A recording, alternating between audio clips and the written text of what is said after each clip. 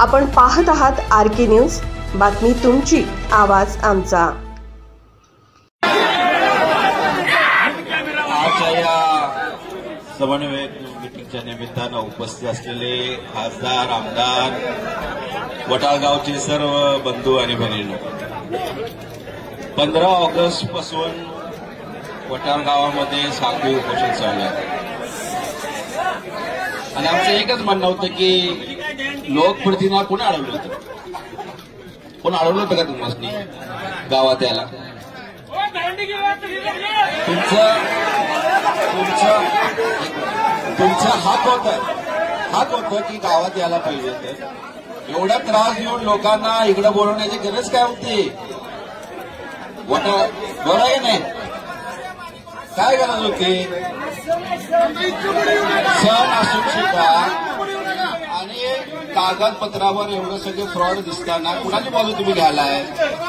तुमचा जवळचा पाहुणा असू दे, मित्र असू दे, कार्यकर्ता असू दे, लोकप्रतिनिधी म्हणून तुम्ही गावाच्या बाजून राहायला पाहिजे, किती जवळ असू दे। आणि तो जो व्यक्ती आहे विजयसिंग माने, ती फ्रॉडीच आहे होते, तो पहिल्यापासून फ्रॉडी आहे।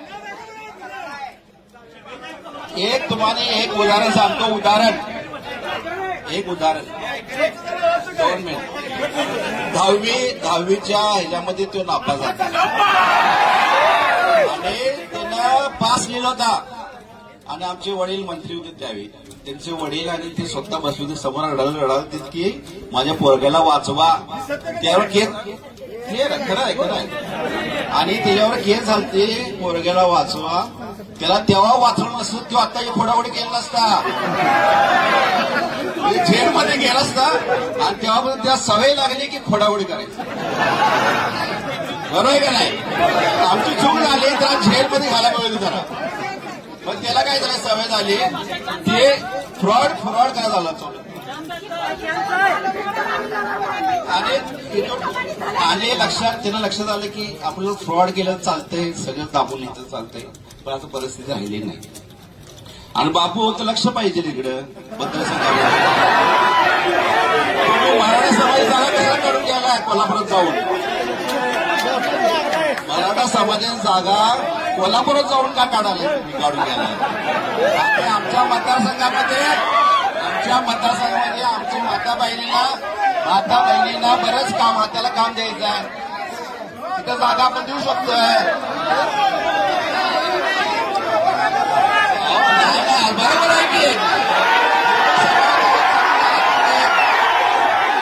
आणि आमच्या मतदारसंघामध्ये जागा आहे, आमच्या माता बहिणींना जागा, हाताला काम दिलं तिथं, तुम्ही मराठा समाज जागा सगळं काढून घ्यायला आहे।